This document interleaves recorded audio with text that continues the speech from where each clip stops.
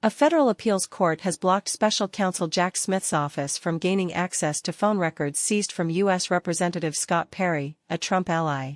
A three-judge panel of the D.C. Circuit Court of Appeals issued a ruling Tuesday that vacates parts of a lower court ruling that gave Smith's team access to roughly 2,000 records from the Pennsylvania congressman's phone.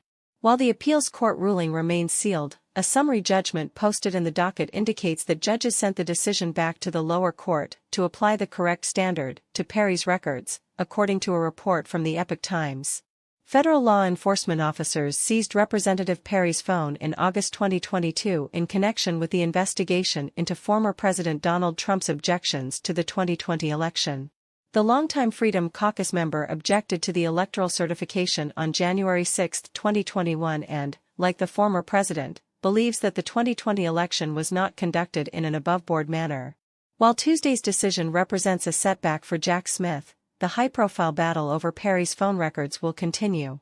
The lower court judge was instructed to review Perry's privilege arguments and determine if investigators can examine his communications with individuals outside the federal government, communications with members of the executive branch, and communications with other members of Congress regarding alleged election fraud, according to the docket entry.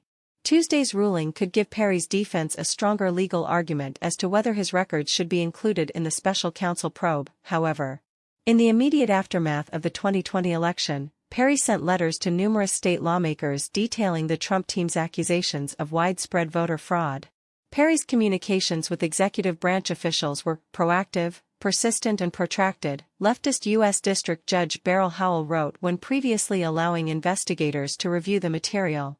Sought records include at least 930 conversations with former Trump Chief of Staff Mark Meadows and former Assistant Attorney General Jeffrey Clark.